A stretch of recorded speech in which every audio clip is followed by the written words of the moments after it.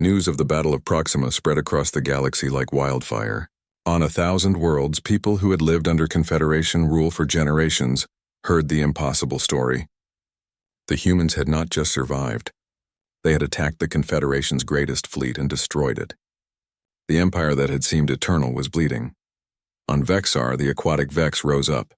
Their peaceful nature had been mistaken for weakness, but now they struck back against the occupation forces stationed on their world.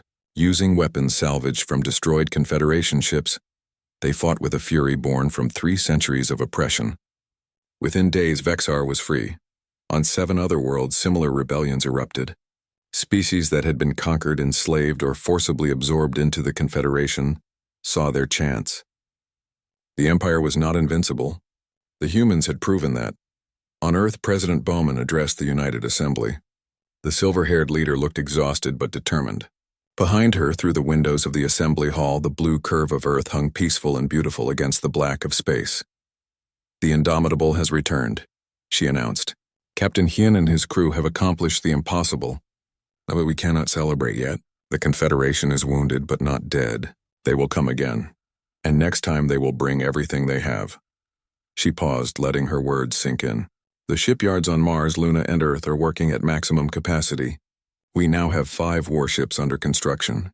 In 3 months, we will have a fleet. But 3 months might be too long. Intelligence suggests the Confederation is gathering one final armada. Over 1,000 ships. They are calling it the Grand Fleet." A murmur ran through the assembly. 1,000 ships. Even with humanity's advantages in weapons and tactics, those odds seemed impossible. "There is, however, hope," President Bowman continued. "Ambassador Kyung has arrived from deep space. She brings with her representatives from 12 species who have broken free from Confederation control. They want to form an alliance with us. They call it the Free Worlds Coalition." The doors to the assembly hall opened. Ambassador Kyung entered, accompanied by a diverse group of alien representatives. There were Vex in water-filled environmental suits, insectoid Krell rebels who had rejected their species' loyalty to the Confederation, and members of races humanity had never encountered before. Kyung was a human who had been captured by the Confederation years ago and taken as a slave to the mining world of Keltor 9. She had escaped during the chaos following the Battle of Proxima and made contact with other rebel groups. Now she stood before Earth's leaders, scarred and tired but unbowed. "President Bowman speaks the truth," Kyung said. "The Confederation is gathering everything they have for one final attack. But they have never faced a united opposition before. If the Free Worlds Coalition stands together, we have a chance." The Assembly voted. It was unanimous. Earth would join the coalition and provide military leadership. In return, the rebel species would share intelligence, resources, and whatever ships they could spare for the coming battle. Over the next 6 weeks, Earth's defense preparations accelerated to a frantic pace. The orbital shipyards worked around the clock. Engineers and scientists from the coalition species arrived, sharing knowledge that humanity had never possessed. In return, human weapons technology was provided to the rebels. Captain Hyun was promoted to Commodore. He would command not just the Indomitable, but the entire defense fleet. It was a responsibility that weighed heavily on him. Every decision he made could mean the difference between survival and extinction. The Indomitable herself was being rebuilt. The quantum drive had been replaced with a more stable design, incorporating Vex engineering principles. The singularity cannon remained, but with better safety systems. And there was something new, a network of quantum satellites that Dr. Minji had designed, capable of disrupting enemy communications across an entire star system. Commander Jiwon had recovered from her injuries, though the scars remained. She stood beside Hyun on the observation deck of Luna Station, looking down at Earth. "Do you think we can win?" she asked quietly. "I think we do not have a choice," Hyun replied. "If we lose, everything ends. Not just for humanity, but for every species in the coalition. The Confederation will make sure no one ever rebels again." "Then we cannot lose," Jiwon said simply. The Confederation's Grand Fleet assembled at the edge of known space. It was the largest military force ever gathered in galactic history. 1,000 warships from 20 different species, united in one purpose: to destroy Earth and crush the rebellion before it could spread further. The fleet's commander was Admiral Drexen, a four-armed Keltorian who had never lost a battle. He studied the tactical displays with his multiple eyes, calculating trajectories and attack vectors. The humans had been lucky twice. They would not be lucky a third time. All ships report ready, his second-in-command announced. Then we end this, Drexen ordered. Set course for Earth, maximum speed. The Grand Fleet entered hyperspace. They would arrive at Earth's solar system in 48 hours. Drexen allowed himself a moment of satisfaction. The humans had fought well, he admitted that. But numbers always won in the end. Always. On Earth, alarms sounded across every military installation. The moment they had been preparing for had arrived. The final battle was coming. The defense fleet assembled near Saturn. It was a mixed force. Humanity's 5 new warships supported by 42 vessels from coalition species. They were outnumbered more than 20 to 1. But they had chosen the battlefield carefully. Saturn's rings were made of billions of pieces of ice and rock, some as small as dust, others as large as houses. The rings were a navigational nightmare for large fleets, but perfect for hit-and-run tactics. All ships, this is Commodore Hyun, he broadcast across the fleet. The enemy is coming with overwhelming force. They expect us to meet them in open space where their numbers matter. We are not going to do that. We are going to make them fight in the rings, where their fleet becomes a liability. We are going to hit them from unexpected angles, use the environment against them, and make them pay for every meter of space they take. He paused, looking at the faces of his bridge crew. These people had been with him from the beginning. They had survived 2 impossible battles. Now they faced a third. The Confederation believes the galaxy belongs to them, Hyun continued. They think might makes right. They are wrong. Today we show them that the age of empires is over. Today we show them that freedom is worth any price. Today we show them that Earth does not kneel. The Grand Fleet emerged from hyperspace near Jupiter. 1,000 ships filled the space, their combined mass greater than most moons. Admiral Drexen surveyed the inner system and smiled. The human fleet was hiding near Saturn. They thought the rings would protect them. Fools. All ships advance, he ordered. Maintain formation. We will crush them against Saturn itself. The Confederation fleet began its approach. They moved slowly, maintaining their tight formation. Confident in their overwhelming power, they expected the humans to panic, to scatter, to make mistakes. Instead, the defense fleet vanished into the rings. Where did they go? Drexen demanded. Find them. The quantum satellites that Dr. Minji had deployed activated. Suddenly, the Confederation's long-range sensors went dark. Their communication systems filled with static. Ships could only talk to vessels within visual range. The tight formation that had seemed so powerful became a trap. They were blind, unable to coordinate, vulnerable. The attacks came from everywhere at once. Human warships emerged from the rings, fired their weapons, and disappeared again before the Confederation could respond. Coalition vessels used the ice and rock as cover, appearing only long enough to launch torpedoes before vanishing back into the chaos. Pilot Junho led his fighter squadron on a suicide run straight through the center of the Confederation formation. Antimatter warheads detonated among the tightly packed ships. Explosions cascaded through the fleet. Ship collided with ship. Weapons fire meant for the humans struck friendly vessels instead. This is madness, Drexen shouted. All ships break formation. Spread out. But breaking formation in the rings was even more dangerous. Ships separated and were picked off one by the waiting human vessels. The Grand Fleet's numerical advantage became meaningless when they could not use their numbers effectively. The Indomitable led the charge, with Hyun directing the entire battle from her bridge. Commander Jiwon coordinated the coalition ships, turning the diverse fleet into a unified fighting force. Dr. Minji managed the quantum satellites, keeping the Confederation blind and confused. Lieutenant Doyen's weapons fire was precise and deadly, each shot counting. Hours passed. The battle raged across Saturn's rings, turning the beautiful ice formations red with blood and debris. The Confederation fleet was being torn apart, not by superior force, but by superior tactics and the absolute determination of people fighting for their homes. Admiral Drexen watched his fleet die and finally understood. The humans were not lucky. They were better. They thought differently, fought differently, and refused to accept defeat. The Confederation had grown complacent over 10,000 years of unchallenged rule. They had forgotten how to really fight. Retreat, he ordered. All ships that can retreat. The Proxima Centauri system was beautiful in a cold, distant way. 3 planets orbited the red dwarf star, none of them capable of supporting life. But today the system was filled with ships. The Confederation's Annihilation Armada floated in the darkness. Hundreds of warships arranged in neat formations, waiting for the order to move toward Earth. The Indomitable emerged from quantum space at the edge of the system, hidden behind a large asteroid. On the bridge, Captain Hyun studied the tactical display with grim satisfaction.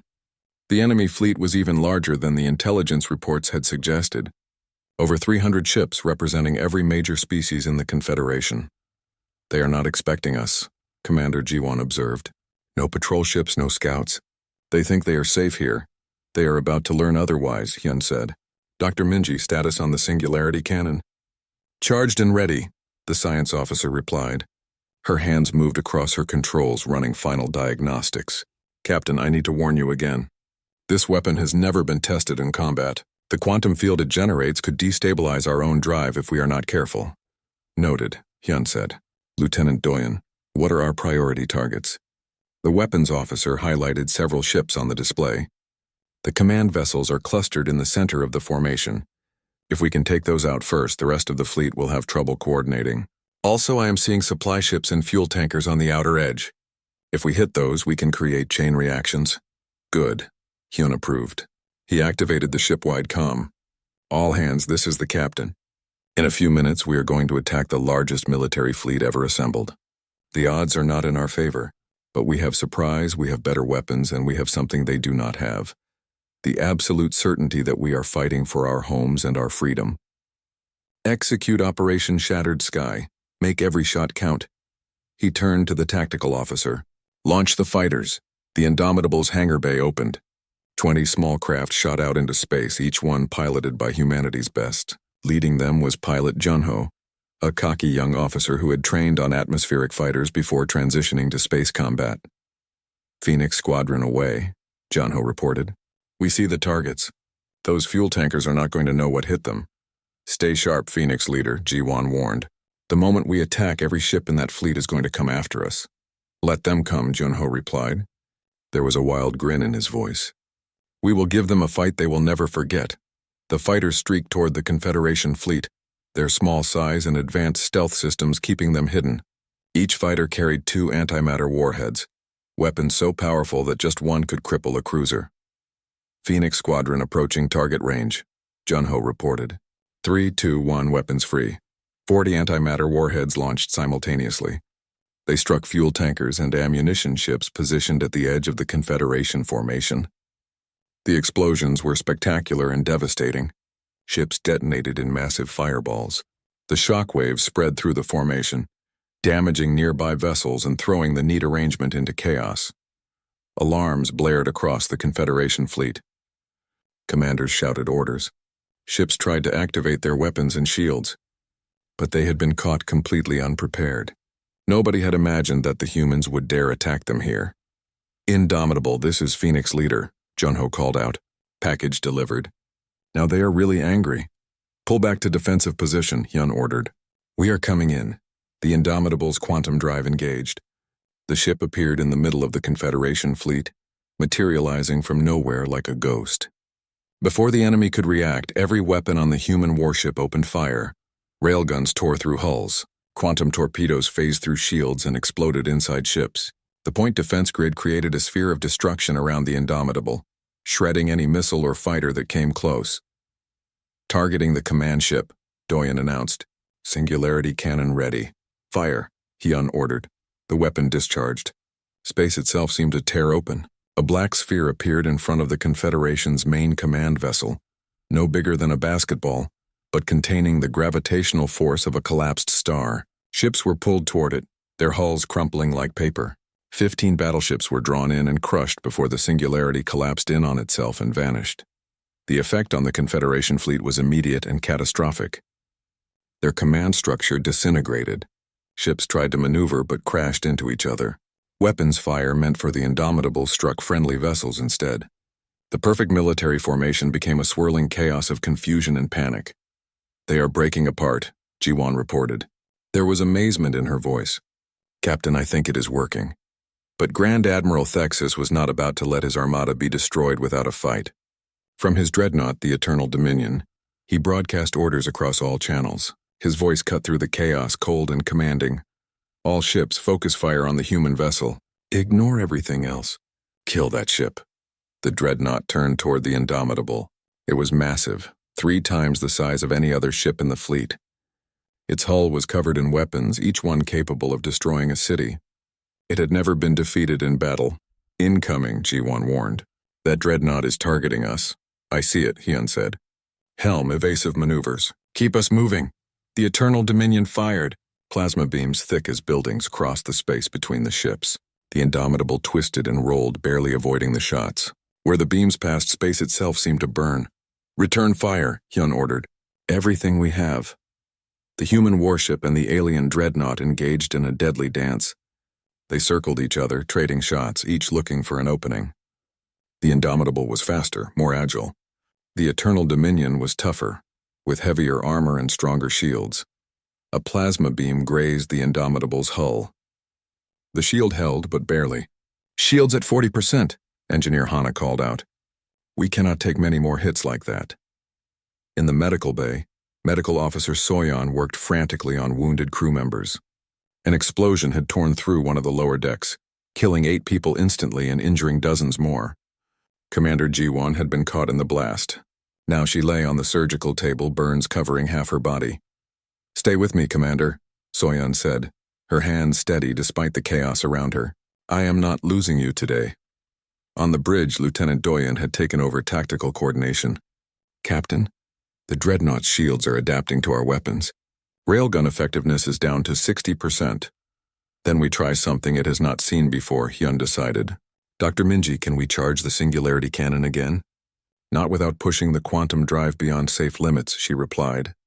If we fire that weapon again, there is a 70% chance the drive will collapse. Hyun looked at the display. The dreadnought was maneuvering for another shot. Around them, what remained of the Confederation fleet was regrouping. They had maybe 2 minutes before they were overwhelmed. Do it, he ordered. Charge the cannon. If we are going to die here, we are taking that monster with us. Alarms blared across the ship. The quantum drive strained, pushing beyond its design specifications. Engineer Hana watched her instruments with growing horror. Captain, the containment field is failing. We are going to lose it. Just a few more seconds, Hyun said. Doyen, target locked? Locked, the lieutenant confirmed. Firing solution ready. Fire. The singularity cannon discharged for the 2nd time. The black sphere appeared directly in front of the Eternal Dominion. The dreadnought tried to turn, tried to escape, but it was too massive, too slow. It was pulled into the artificial black hole and crushed. The ship that had never been defeated was torn apart at the molecular level. Grand Admiral Thexus died without understanding what had killed him. One moment he was commanding his fleet, certain of victory. The next he simply ceased to exist. The destruction of the Eternal Dominion broke the Confederation's will. Ships began retreating, their commanders seeing no point in continuing a battle they could not win. The Annihilation Armada, built to conquer Earth, fled in disorder. On the Indomitable, the quantum drive finally failed. The ship went dark, power dying across all systems. Emergency lights flickered on, casting everything in red shadows. Damage report, Hyun ordered. Drive is offline, Hana reported. Main weapons are gone. Life support is on backup power. Captain, we are dead in space. But we are alive, Hyun said. He looked at his crew, these brave souls who had followed him into hell. We are alive and they are running. Pilot Junho's voice came over the comm. Phoenix Squadron to Indomitable. We can see you are in trouble. We are forming a defensive perimeter until help arrives. Help? Hyun asked. Earth sent reinforcements, Junho explained. 3 cargo ships converted to rescue vessels. They should be here in about 2 hours. Hyun allowed himself a small smile. They had won. Against impossible odds, they had shattered the Confederation's greatest fleet. The cost had been terrible, 62 crew members dead, including some of the best people he had ever known. But they had bought Earth time, precious time to prepare for whatever came next. In the medical bay, Commander Ji-won opened her eyes. Medical Officer Soyeon smiled down at her. Welcome back, Commander. You missed quite a show. The news traveled faster than light itself. Across the Galactic Confederation on 1,000 worlds under 1,000 different suns, the impossible story spread. A single human warship had defeated 70 Confederation vessels. The primitives from Earth had made the mighty flee. On Draxus Prime, the capital world of the Confederation, the Grand Council gathered in emergency session. The chamber was enormous, designed to hold representatives from every member species. Today it was filled with anger and fear. Grand Admiral Thexus stood at the center. The insectoid commander was tall and skeletal, his chitinous armor gleaming under the chamber lights. His compound eyes surveyed the chaos around him with cold calculation. "Silence," he commanded. His voice was amplified through the chamber, cutting through the arguments. "This council will have order." The representatives fell quiet, but the tension remained. A Drathan delegate stood, scales bristling with rage. "The humans must be destroyed. Every last one of them. This insult cannot stand," others echoed the sentiment. The Confederation had ruled for 10,000 years through overwhelming military might. No one challenged them. No one dared. Until now. "We underestimated them," Thexus said. His voice was calm, analytical. "That was our mistake. We saw their technology and assumed they were primitive. We were wrong. The humans possess weapons we have never encountered. They fight in ways we do not understand. Then what do you propose?" Another delegate demanded. "Do we simply accept this defeat?" "No," Thexus replied. "We assemble a fleet that cannot be defeated. 300 ships armed with our most advanced weapons. We will study the battle recordings from Velkor's fleet. We will adapt. We will learn. And then we will crush the humans so completely that no other species will ever dare to resist us again." The council voted. It was unanimous. The Annihilation Armada would be assembled and sent to Earth. This time, there would be no mercy, no survivors. Far from the gleaming halls of Draxus Prime, on a water world called Vexar, another meeting was taking place. The Vex were an aquatic species, peaceful traders who had been absorbed into the Confederation centuries ago. They did not love their masters, but they had learned to survive under their rule. Councillor Tajin sat in the underwater chamber, breathing through a rebreather mask as he met with the Vex elders. The human diplomat had traveled here in secret, risking capture by Confederation patrols. "Your people impressed us," the eldest Vex said. Her voice bubbled through the translation device. "We have lived under the Confederation's rule for 300 years. In all that time, we never thought anyone could stand against them." "We do not want to stand alone," Tajin replied. "We are reaching out to other species, those who might want freedom. The Confederation is not as strong as they appear. Their power comes from fear and overwhelming numbers. But if enough species stood together, we could change everything." The elder was quiet for a long moment. "We will help you," she finally said. "We will provide intelligence on Confederation fleet movements and supply routes. But we cannot fight openly, not yet. We are not warriors like you." "Information is enough," Tajin assured her. "Every bit of knowledge helps us survive a little longer." He left Vexar with data crystals hidden in his diplomatic pouch. The journey back to Earth space was dangerous, but the information he carried was worth the risk. The Confederation was not as united as they appeared. Cracks were forming in their ancient empire. On Mars base, the Indomitable was undergoing repairs. The battle damage was extensive. Entire sections of the hull had been burned away. Systems that had barely survived the fight needed complete replacement. The ship would be ready to fight again, but it would take time. In the engineering bay, technician Yuna made a discovery that chilled her blood. She brought her findings directly to Dr. Minji, who was working on upgrades to the quantum drive. "The drive is unstable," Yuna said, showing the doctor her calculations. "During the battle, we pushed it to 73% capacity. The stress caused micro-fractures in the containment field. If we push beyond 87% next time, the entire drive could collapse." Dr. Minji studied the data. A quantum drive collapse would destroy the ship and everything within 100 kilometers. "We need to fix this." "I do not know if we can," Yuna admitted. "The technology is still experimental. We built it from incomplete alien schematics and human guesswork. We are lucky it worked at all." Engineer Hana joined them, her face grim. "I can reinforce the containment field, add redundant safety systems." But Yuna is right. This technology is beyond what we fully understand. We are pushing the limits of physics itself. Then we work within those limits, Dr. Minji decided. Captain Hyun needs to know. We cannot afford to have the drive fail in the middle of a battle. In the command center, Admiral Siak coordinated Earth's defense preparations. The grizzled officer had fought in the Mars colonization wars decades ago. He had seen combat before, but never on this scale. Reports flowed in from across the solar system. Construction of 4 more warships had begun, but they would not be ready for months. Earth's orbital defenses were being reinforced. Evacuation plans were being drawn up for the cities nearest to the equator, the most likely targets for orbital bombardment. Captain Hyun entered the command center, his uniform still showing scorch marks from the battle. He had barely slept since returning from the asteroid belt. "Admiral," he said, saluting, "the Indomitable will be ready to launch again in 2 weeks." 2 weeks, Siak repeated. "And the Confederation will be here with a fleet 3 times the size of the first one in less than a month." The intelligence from Counselor Tajin confirmed it. "They are assembling everything they have." "Then we do not wait for them to come to us," Hyun said. "We strike first." Siak looked at him sharply. "Explain." "The Confederation is gathering their armada near Proxima Centauri. They think they are safe there, that we would never dare attack them in their own space. We take the Indomitable. We hit them before they are ready, and we do as much damage as we can before they organize."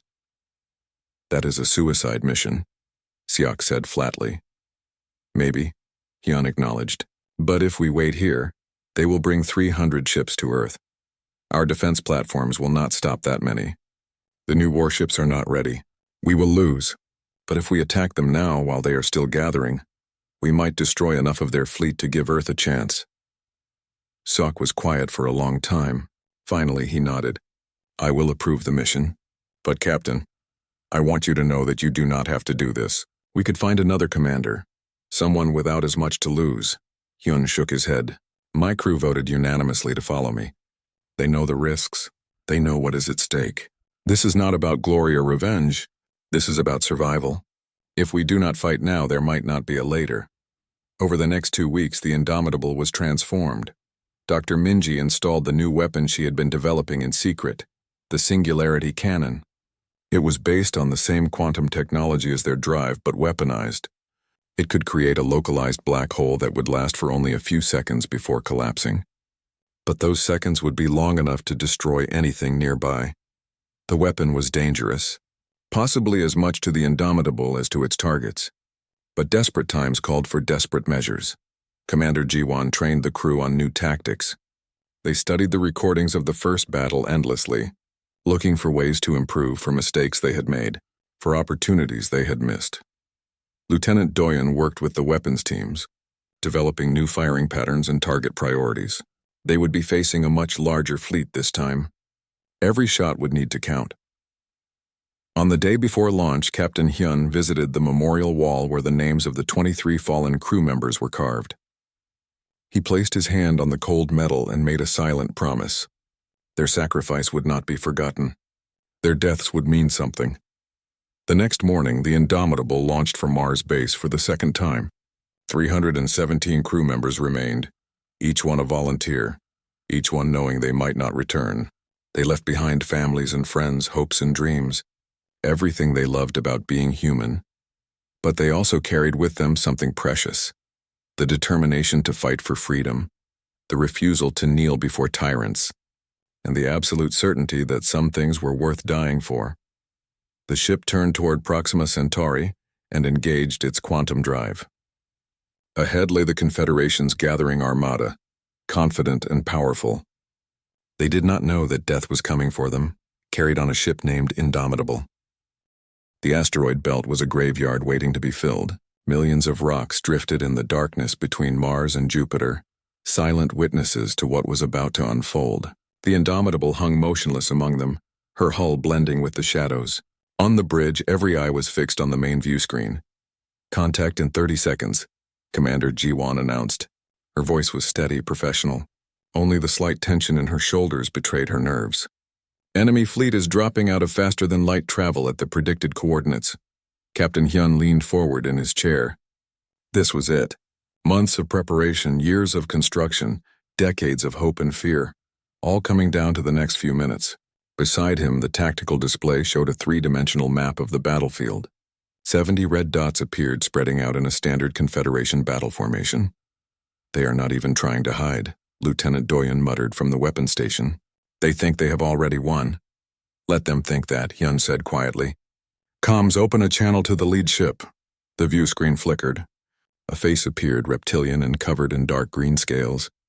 Yellow eyes stared out with a mixture of amusement and contempt. This was Supreme Commander Velkor of the Drathan Empire, the leader of the invasion fleet, so, Velkor said, his voice hissing through the translation software. The primitives send a single ship to face us. Is this surrender or stupidity? Neither, Hyun replied. His voice was cold, controlled. This is a warning. Turn your fleet around and leave our space. You are not welcome here, Velkor laughed. It was an ugly sound, full of mockery. You dare give me orders? I have conquered 40 systems.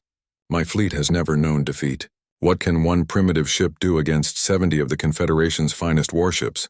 You have ruled the galaxy for 10,000 years, Hyun said. He stood up, his eyes locked on the alien commander. That ends today. He made a cutting motion with his hand. The communication channel died. Around him, the bridge crew tensed. This was the moment they had trained for, the moment they had dreaded. Battle stations, Hyun ordered. All hands prepare for combat. Weapons free. The Indomitable came alive. Power surged through her systems. Railgun batteries extended from their housings. Torpedo tubes loaded their deadly cargo. The quantum shield generators hummed to life, surrounding the ship in an invisible field that bent space itself. They are launching missiles, Ji-won reported. 200 inbound. Time to impact, 40 seconds. Point defense grid active, Doyen said. His fingers danced across the controls. Targeting solutions locked. The Confederation missiles were impressive by their standards. They moved at incredible speeds, guided by sophisticated targeting computers. But humanity had studied those missiles through their spy probes. They knew exactly how they worked and exactly how to destroy them. The point defense system opened fire. Thousands of small railgun rounds filled the space around the Indomitable, creating a wall of metal moving at relativistic speeds. The missiles hit that wall and disintegrated, torn apart before they could get close enough to threaten the ship. All missiles destroyed, Doyen reported. There was surprise in his voice. 0 hits. The system works exactly as designed. On the enemy fleet's side, there was confusion. Their sensors showed the human ship still intact, completely undamaged. This was not possible. Nothing survived a full missile barrage, nothing. Return fire, Hyun ordered. Quantum torpedoes full spread. Target their lead cruisers. 6 torpedoes launched from the Indomitable. They did not move like normal missiles. They phased in and out of normal space, flickering like ghosts as they closed the distance to the enemy fleet. The Confederation ships activated their shields, layers of energy designed to stop any attack. The torpedoes passed through those shields as if they did not exist. They struck hulls directly, detonating inside the ships. 3 Confederation cruisers exploded in brilliant flashes of light, their reactors going critical. The shockwaves damaged nearby vessels, spreading chaos through the neat formation. Direct hits, Doyen said. His voice was filled with fierce satisfaction. Their shields cannot stop our weapons. The Confederation fleet was reeling. They had never faced an enemy whose weapons could ignore their defenses. Velkor was screaming orders, trying to reorganize his forces, but the neat military formation was breaking apart. They are focusing fire on us, Ji-won warned. Plasma lances incoming. The enemy's main weapons lit up the darkness. Beams of superheated plasma crossed the distance in seconds. The Indomitable's hull glowed red as the plasma struck, but the quantum shields held. The beams bent around the ship, their energy dispersed harmlessly into space. Shields at 87%, Engineer Hana called from her station. We can take a few more hits, but not many. We are not going to sit here and take hits, Hyun said. Helm, execute maneuver Delta 5. Use Jupiter's gravity. The Indomitable's engines flared. The ship accelerated toward the massive gas giant, moving faster than the Confederation vessels could track. The enemy tried to follow, but their ships were larger, slower, built for overwhelming power rather than agility. The human warship skimmed close to Jupiter's upper atmosphere, using the planet's enormous gravity to slingshot around to the other side. In seconds, the Indomitable was behind the Confederation fleet, in the perfect position to attack their vulnerable engines and command ships. Fire at will, Hyun ordered.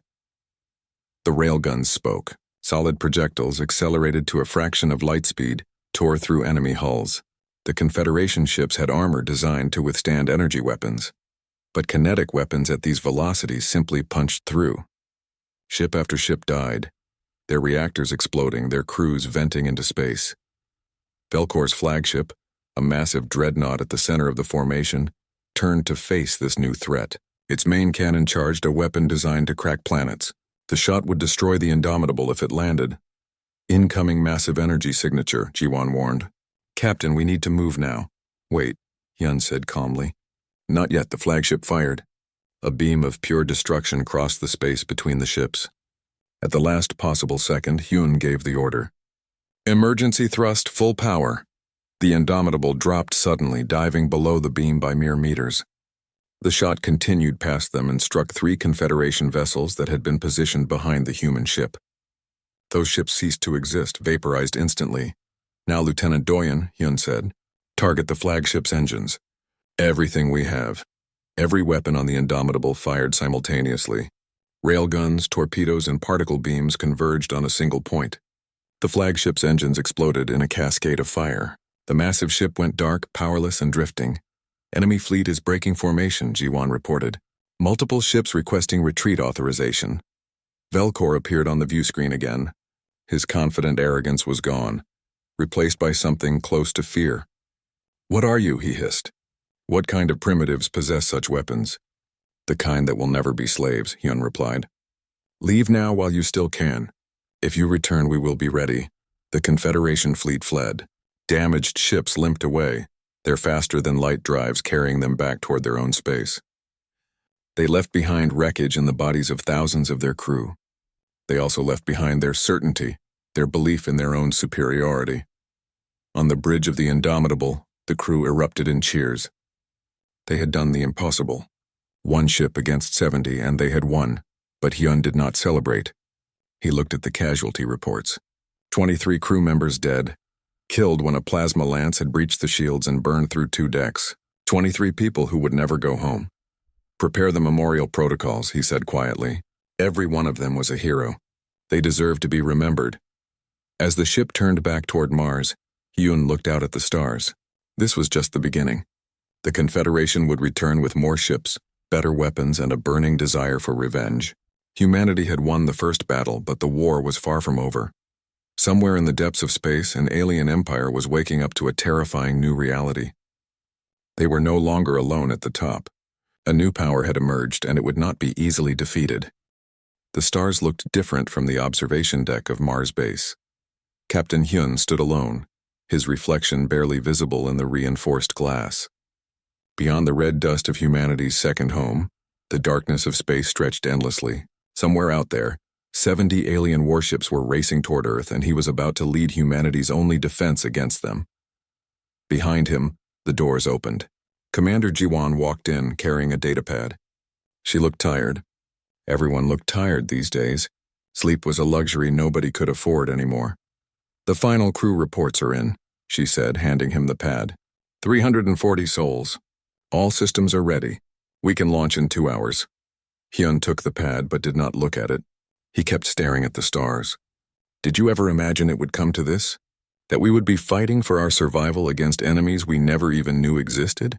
Jiwan moved beside him. I joined the Defense Force because I believed humanity needed protection.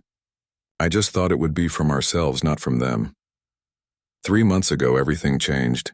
Earth's stealth probes, scattered throughout the galaxy for decades, had finally made contact with alien civilizations. But it was not the peaceful first contact that humanity had dreamed about.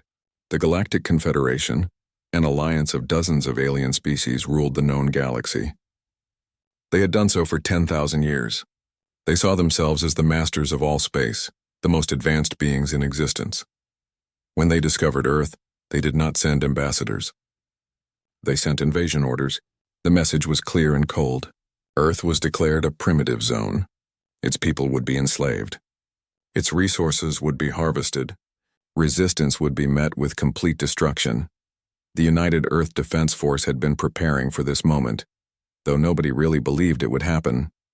For 20 years, engineers and scientists worked in secret on Mars, building a weapon that could challenge the stars themselves. They called it the Indomitable. It was humanity's first true warship, designed not for exploration but for survival. Dr. Minji appeared in the doorway. The science officer looked even more exhausted than Ji-won. She had not slept in 3 days, making final adjustments to the ship's experimental systems. "Captain, we need to talk about the quantum drive," she said. Her voice carried an edge of worry. "The simulations show it will work, but we have never tested it at full combat capacity. If something goes wrong during the battle, the entire ship could be torn apart at the molecular level." "Can you make it safer?" Hyun asked. "Not without another 6 months of testing." "We do not have 6 months. We do not have 6 days." Hyun nodded slowly. He had known the risks when he accepted this command. They all had. The Indomitable was built from stolen alien technology that humanity barely understood, combined with human innovations that no alien had ever imagined. It was powerful, but it was also untested. It was their only hope. "Then we go with what we have," he said. "Alert the crew. We launch in 1 hour." The walk to the ship felt longer than it should have. The corridors of Mars base were lined with soldiers and technicians, all standing at attention as Hyun and his officers passed. Some saluted. Others just watched with fear in their eyes. Everyone knew what was coming. Everyone knew the odds. Lieutenant Doyen was waiting at the airlock. The young weapons officer had the look of someone trying very hard to appear confident.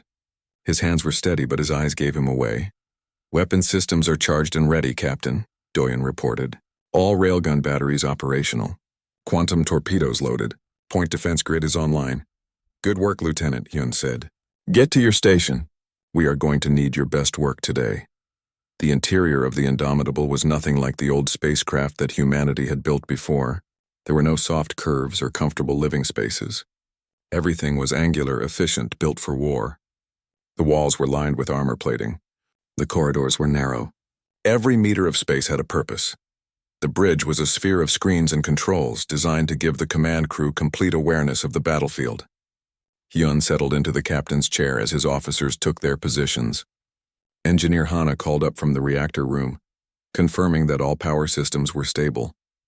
Around him, the crew worked with quiet focus. "All stations report ready," Ji-won announced. Hyun activated the ship-wide communication system. 340 faces appeared on the screen before him, every crew member on the ship looking back at him. They were young and old, experienced veterans and fresh recruits. They were scientists and soldiers, engineers and pilots. They were humanity's last hope. "I wish I could tell you that this mission will be easy," Hyun began. His voice was steady, calm. "I wish I could promise that we will all return home safely. But I cannot make those promises. What I can tell you is this: we are not fighting for glory. We are not fighting for conquest. We are fighting for our families, our homes, and our right to exist as free beings in this galaxy."